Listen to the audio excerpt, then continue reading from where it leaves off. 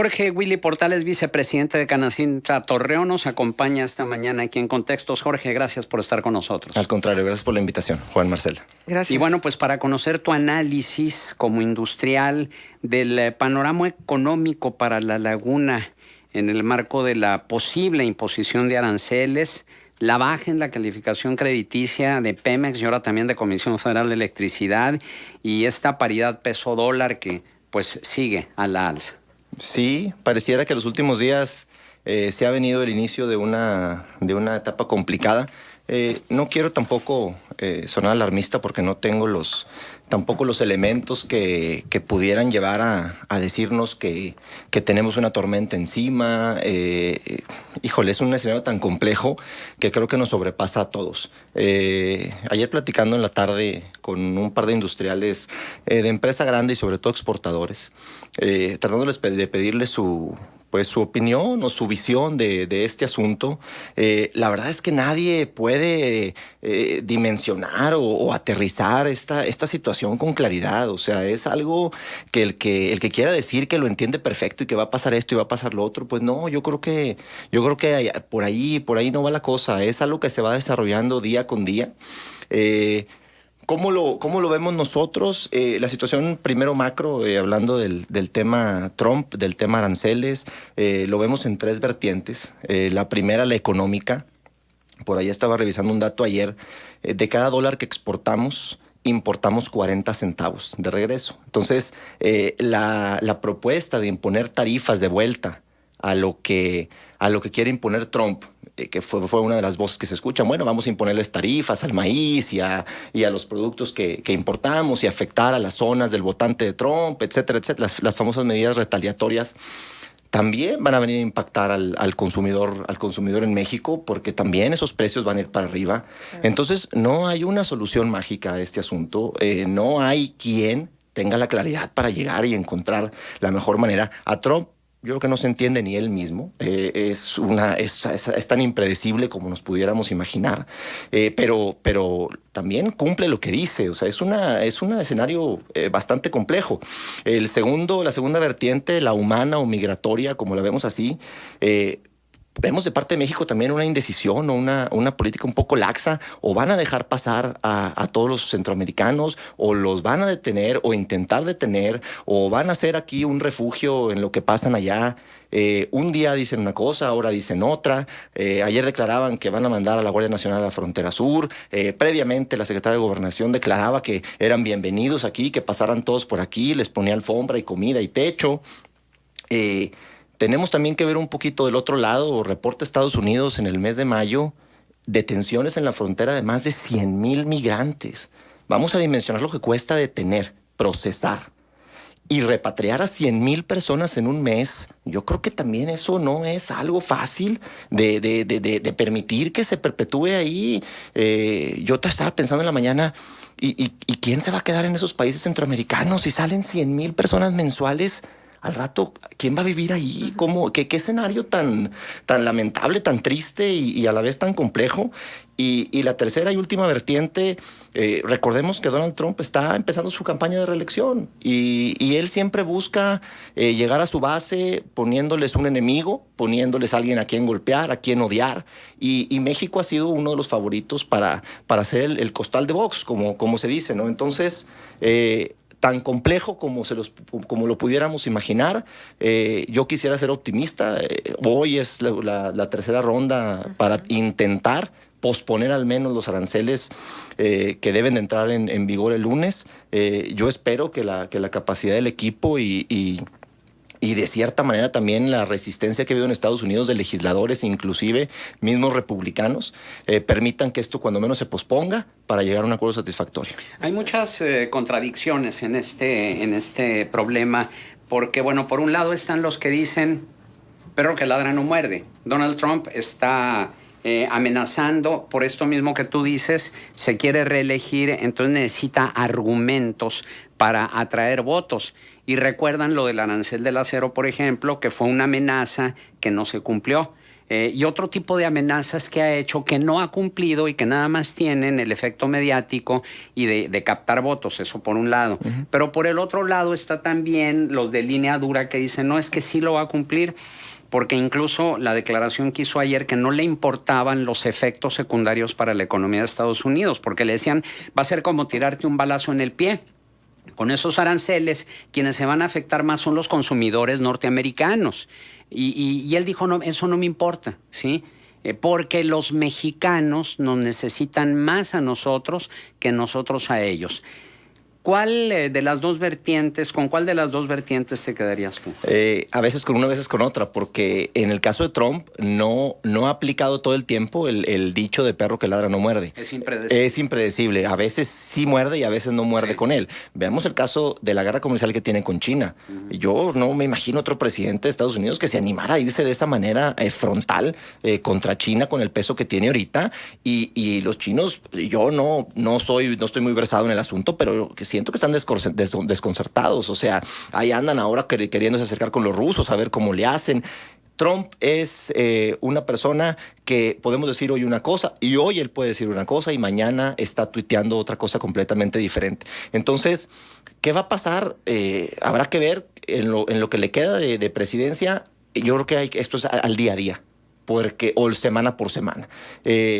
Y después, en el dado caso de que llegara a reelegirse, entonces, pues bueno, se va a requerir de una diplomacia y un equipo en el gobierno de una capacidad tremenda para poder tratar, porque esa es la realidad. Ahí está y ahí va a estar. Le quedan poco menos de 2 años de su primer término. Ahí va a estar, no se va a ir a ningún lado.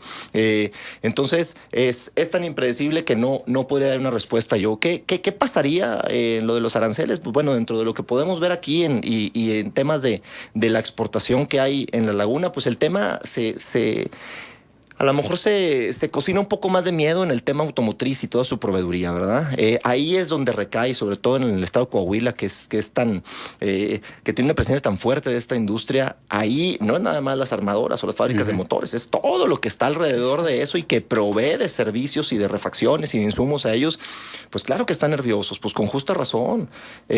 Ahí es donde dependemos de terceros, en este caso el gobierno, que bueno, en una temática de habilidades y de política hecha en su mejor forma, se logre detener esto y que no se vea afectados. Porque ¿qué pasa? Ya para aterrizarlo al tema de Torreón o de la Laguna. ¿Qué pasa? A lo mejor habrá quien diga, no, yo no exporto nada y yo al final no pasa nada. No, sí pasa. Claro. Sí pasa, porque a la hora de afectarse esas personas, se afectan sus proveedores. Sus proveedores también tienen trabajadores y colaboradores. Y tienen proveedores a su vez. Tienen proveedores, se empieza a recortar gente, porque si las ventas bajan, los gastos tienen que bajar en las empresas. Es una ley natural.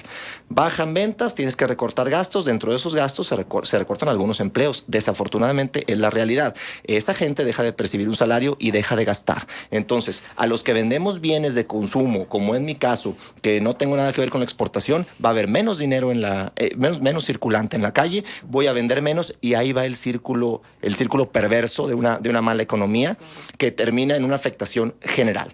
Ya dijo, de hecho, el ex secretario de Relaciones Exteriores, Luis Ernesto Derbez, tuiteó el día de hoy que el trancazo de los aranceles ya nos pegó, porque aun cuando todavía no viene ese 5% de incremento, pues ya con la devaluación que ha tenido el peso frente al dólar, pues ya está teniendo sus repercusiones.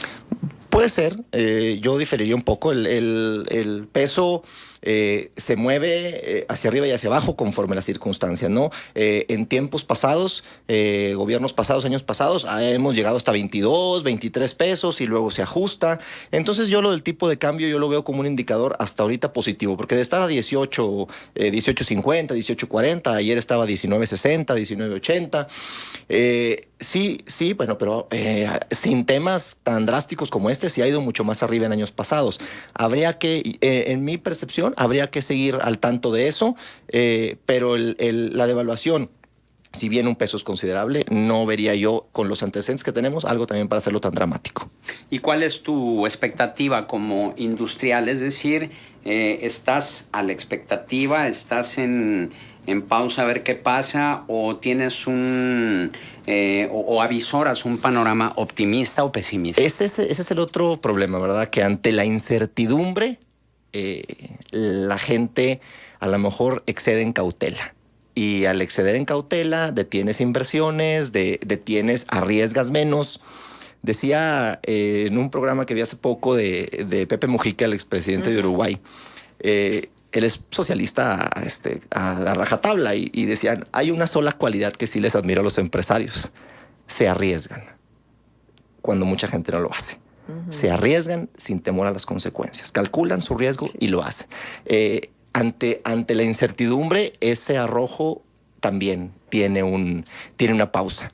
Entonces, ¿qué pasa? Al parar, al bajar, al detenerse o al contraerse un poco la inversión, viene la misma cadena que comentaba ahorita, pues viene y se hace círculo. Entonces, la incertidumbre genera cautela, súmale aparte el entorno global complicado, pues más cautela. Entonces, yo veo que la gente está trabajando, continúa. Esto no lo puedes parar de un día para otro nada más así porque sí. Sí se detiene un poco, baja su ritmo. Entonces habría que ver si esto se resuelve favorablemente. Yo creo que es una señal muy positiva que el gobierno tiene capacidad, tiene rumbo, tiene visión y tiene gente capaz, y eso pues, probablemente genere confianza y buenos resultados hacia adelante. Si no, pues bueno, pasaría exactamente lo contrario. Claro. Ojalá que sea el escenario más positivo. Jorge, pero es que, bueno, acá lo hemos platicado mucho, es la tormenta perfecta, porque es esta situación de los aranceles de Trump. Es la baja crediticia de Pemex, es la baja crediticia que probablemente ya le vayan a dar también a CFE. Es la incertidumbre también de cuál va a ser el plan energético del país. ¿Dos bocas, no dos bocas, o cómo? La situación, por supuesto, que tiene que ver con el comportamiento económico de otros países que inciden con el nuestro. Entonces, y la desconfianza. O sea, ¿cómo quieres traer inversiones en medio de esta incertidumbre? ¿Cómo quieres que se quede un capital que es volátil y que se va ante la menor provocación si hay incertidumbre? ¿Cómo queremos mejorar las condiciones del seguro social, las condiciones de los sistemas de agua? Que este es un gran tema, por supuesto. Si no hay recurso, si no hay dinero, si los gobiernos anteriores se encargaron de endeudarse en cada uno de los estados, si cada uno de los estados depende tanto de la federación, si la federación está verdaderamente convencida que lo que tiene que hacer es implementar programas sociales y destinar un montón de recursos a ello. O sea, ¿cómo vamos a hacer? O sea, ¿dónde está la puerta? Sí, pareciera que estamos en una película de terror. Y que ninguna puerta que abres tiene un poquito de luz. Pero yo te diría una cosa. Creo que no somos ni los primeros que pasan por esto. Yo no tuve la experiencia, pero recuerdo que mi papá me platicaba de las épocas de Luis Echeverría y José López Portillo. Y lo que me platicaba eran historias realmente de terror. Y encontraron la manera de salir adelante. ¿Cómo? Yo creo que aquí en México se tiene ingenio, se tiene gente que trabaja y trabaja bien. Se tienen capacidades que a lo mejor a veces se minimizan un poco. Este es un reto más. Sí, si bien es cierto, se ve pues más negro a lo mejor imposible. CFE acaba de reportar pérdidas por 13,000 millones de pesos en el primer trimestre del año. Y eso que es casi monopolio, ¿verdad? O sea, cosas que resultan increíbles, pero es la realidad. Entonces, yo creo que ante este escenario, pues más que nunca, yo sería de la idea que el gobierno, empezando por el federal, debería de procurar, ahora es el momento, unidad y de todos, del empresario, del comerciante, del trabajador. No hay manera, si está la situación así, ya estamos enconados entre nosotros mismos, ¿cómo abres un poquito de luz en este asunto? Al final, los próximos días son importantes, pero si se resuelve esto, un poquito más para adelante, ¿qué viene? Sería importante realmente que se haga un proyecto en el que todos se sumen, porque es la única manera. Si no, la verdad es que no se ve por dónde. Claro. Muy bien, Jorge Willy Portal, vicepresidente de Canacintra Torreón, nuestro agradecimiento por tu participación aquí en Contexto. Al contrario, un gusto. Gracias. Buenos días. Vamos a la pausa, regresamos 9:09. Contextos